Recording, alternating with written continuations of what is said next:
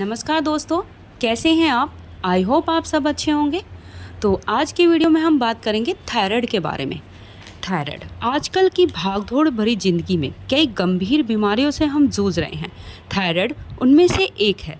ये हर उम्र के लोगों में हो रहा है और थायराइड महिलाओं में इससे कुछ ज़्यादा ही ग्रस्त हो रही हैं। थायराइड क्या है, थायराइड क्यों होता है और इसमें कौन कौन से योगासन हम कर सकते हैं और कौन से नहीं करने चाहिए, इसमें क्या क्या लक्षण होते हैं और क्या सावधानी करनी चाहिए और कौन कौन से योगासन और प्राणायाम हमें करने चाहिए। थायराइड हमारी गर्दन के बीचों बीच एक ग्लैंड होती है जो कि तितली नुमा होती है और जो इसका काम होता है थायराइड हार्मोन को पैदा करना। इसमें T3, T4 हार्मोन बहुत ही प्रमुख हैं।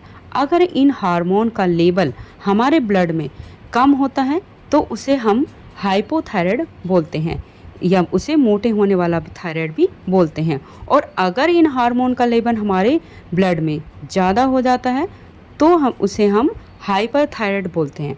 उसमें यह पतला होने वाला थायराइड भी बोलते हैं। लेकिन महिलाओं में हाइपोथायराइड या मोटे होने वाला थायराइड ज़्यादा होता है। तो सबसे पहले हम उसके बारे में उसके लक्षण जान लेते हैं। उसमें क्या क्या लक्षण होते हैं हाइपोथायराइड में, जिनको जानना बहुत ज़रूरी है। इसमें हमें काफ़ी परेशानियां होती हैं। उनको हम उसमें बहुत थकान होने लगती है, मोटापा बढ़ने लगता है, बाल टूटने लगते हैं, चक्कर आने लगता है, चिड़चिड़ापन होने लगता है और गुस्सा बहुत आता है। और मंथली पीरियड वो कभी कभी बहुत ज़्यादा डिस्टर्ब हो जाता है, वो कभी ज़्यादा होता है कभी कम होता है और कब्ज की शिकायत भी होने लगती है, थकावट होने लगती है और नींद बहुत ज़्यादा आने लगती है और बाल बिल्कुल रूखे हो जाते हैं। अगर आपको ये सभी लक्षण दिखाई देने लगते हैं तो आपको थायराइड का टेस्ट ज़रूर करवाना चाहिए। थायराइड टेस्ट को हम थायराइड फंक्शन भी बोलते हैं। यह एक खून की जांच होती है। यह टेस्ट कम से कम 350 लेके 500 तक की रेंज में हो जाता है।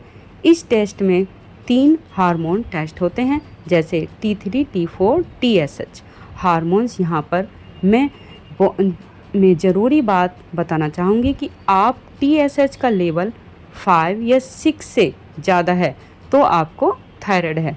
फिर हमें अपने डॉक्टर से सलाह लेनी चाहिए। लेकिन थायराइड में अगर थायराइड 5 से 6 के लेवल में तो है तो आप योगासन और प्राणायाम से उसे ठीक कर सकते हैं।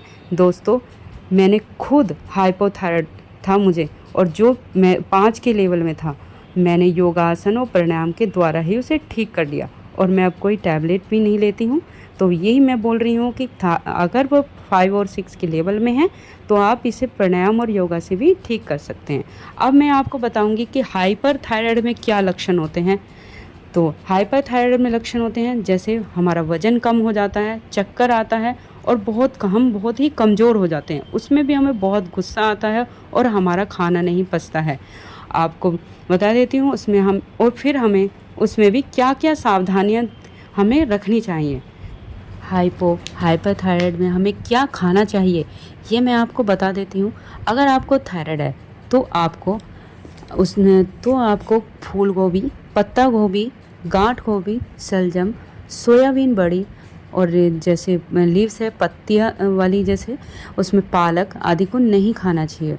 और ड्रिंक्स में है जैसे चॉकलेट मिल्क है, चाय है, कॉफ़ी है, कोल्ड ड्रिंक्स भी नहीं पीनी चाहिए।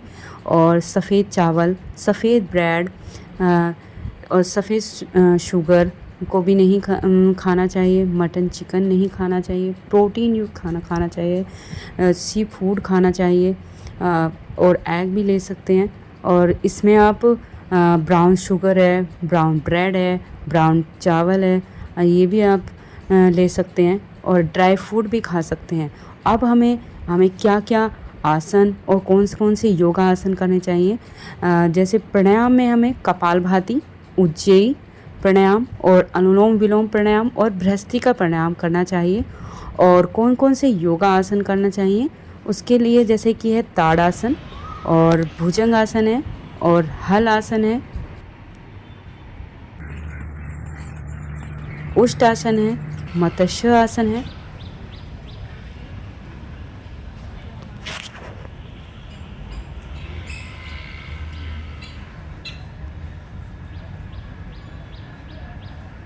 उज्जयी प्राणायाम, ये थायराइड में बहुत ही इम्पोर्टेंट प्राणायाम है। सबसे पहले हमें एक लंबी ब्रीथ भरनी है और फिर भरते हुए ब्रीथ को नीचे गर्दन को अपनी चेस्ट से लगाना है और फिर जितना तुम सांस को कंट्रोल कर सकते हो उसे आपको कंट्रोल करना है और एक अपनी गले से हमें एक साउंड निकालनी है और फिर सर को ऊपर करते हुए फिर हमको राइट नोस्ट्रिल को बंद करके झटके से जितनी भी तुमने ब्रीथ भरी थी उसको छोड़ना है लेफ्ट नोस्ट्रिल से।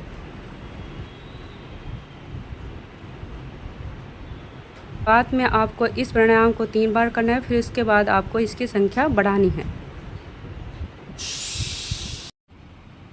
धनुरासन है, ये आसन इतने फ़ायदेमंद है कि अगर हम इन्हें डेली इन एक्सरसाइज को हम कम से कम 10 टाइम हम इन आसनों को करेंगे तो हम थायराइड से जल्दी ही हम थायराइड से मुक्ति पा लेंगे।